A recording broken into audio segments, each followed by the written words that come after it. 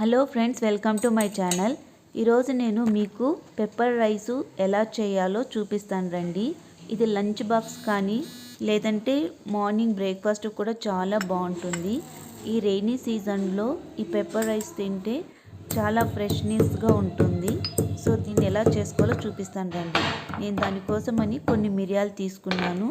దాన్ని ఇలా పీస్గా దంచేసుకున్నానండి. చూడండి, నున్నగా ఏం పెప్పర్ రైస్ పెప్పర్ దంచుకోవడం అవసరం లేదు.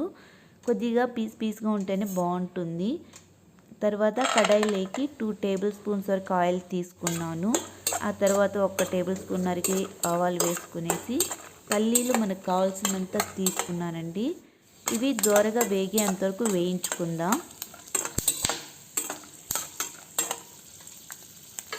ఇదిగోండి, పల్లీలంతా బాగా దోరగా వేగాయి కదా. ఇప్పుడు నేను ఉద్దిపప్పు కూడా యాడ్ చేసుకుంటున్నాను.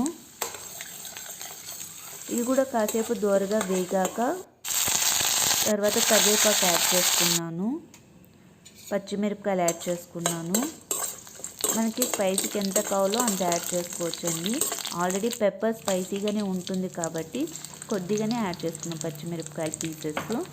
ఆ తర్వాత పెప్పర్ ఏదైతే మనం దంచి పెట్టుకున్నామో దాన్ని కానీ యాడ్ చేసుకునేసి కాసేపు ఒక 2 మినిట్స్ వరకు దీన్ని ఆయిల్లో ఫ్రై చేసేసుకుందాం.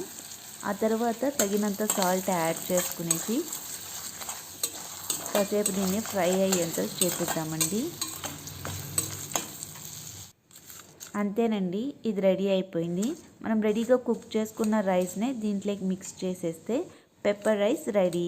పిల్లలు కానీ లేదంటే మనం కూడా లంచ్ బాక్స్కి తీసుకెళ్ళొచ్చండి. చాలా అంటే చాలా బాగుంటుంది. మీరు కూడా ఒకసారి ట్రై చేయండి. మీరు ట్రై చేసి మీకు ఎలా వచ్చిందో కామెంట్ బాక్స్లో కామెంట్స్ చేయండి. Thank you for watching. ఇదిగోండి, రెడీ అయిపోయింది. అంతేనండి, చాలా సింపుల్, చాలా త్వరగా అవుతుంది. Thank you.